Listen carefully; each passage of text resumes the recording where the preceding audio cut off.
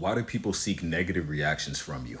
It's because you're somebody they think is worthy of seeking a negative reaction from. People always shoot up, they never shoot down. Somebody going out of the way to bother you is letting you know that they think you're better than them. They're intimidated by you. They think you glow, you shine, and they feel as though they don't. You have the courage to be yourself at all times, and they don't. Sometimes they just want your attention because for them it's a sense of validation. A negative reaction is a sense of validation that they exist still. And it's insane to think that way. You probably couldn't fathom thinking that way, but that's what it is. So don't let yourself getting tricked into thinking something's wrong with you. Don't let yourself get tricked into thinking, why do people think they can do this to you?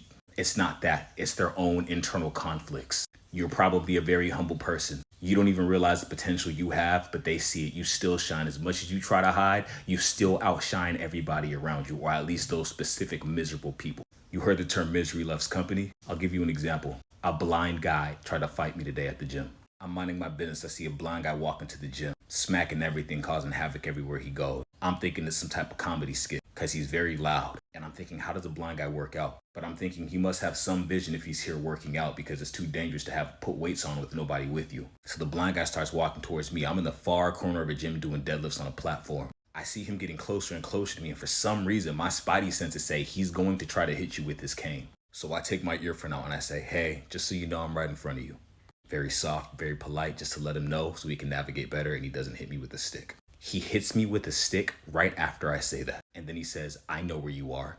And then he hits me again. I say, if you know where I am, then why did you just hit me with your stick? He hits me again on my leg. He goes, because, hits me again, you're in the way. In a very negative tone. Just aggressive right off the bat. Being blind is not an excuse for being a piece of...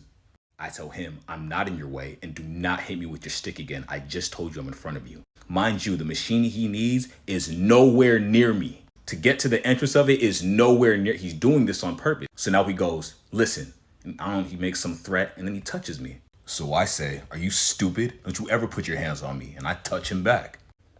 This blind dude tries to square up with his cane. He just starts cussing. One eye going this way, one eye going this way. It's the saddest thing I've ever seen in my life. I said, I'll be right back. Went to the front, told the manager, or I told the employee. Employee said she's sorry. She's going to tell the manager. I don't know what the manager did with him, but 10 minutes later, he was gone.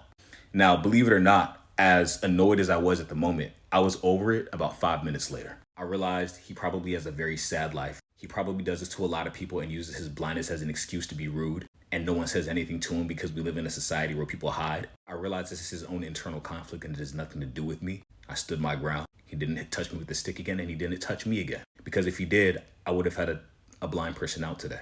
But luckily, that didn't come to fruition.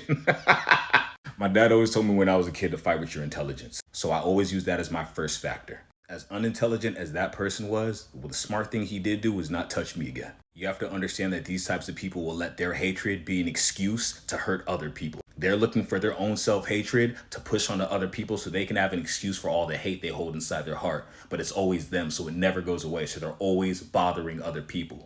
You don't find miserable people find you.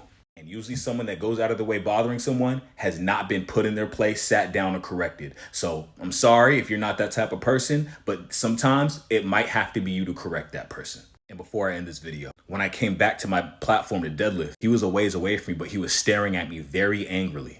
And I turned by chance. I didn't even know he was staring at me angry. And as soon as he saw me, he turned his head. So he does have some vision. He's just a piece of and is using blind because he thinks that's his card for I can do whatever I want to people and try to make them go where I want them to go. I would have been more than happy to help that man out. I was helping him. I would have got a stick. I would have put him on my back. But miserable people don't want help. They want a target. And I was not that target today. Don't you ever let yourself be a target either. You glow, you shine. Don't you ever let a miserable person try to trick you out of your position because they wouldn't be messing with you if you weren't in a higher position in the first place. Keep your peace. Stand your ground. Stay lit.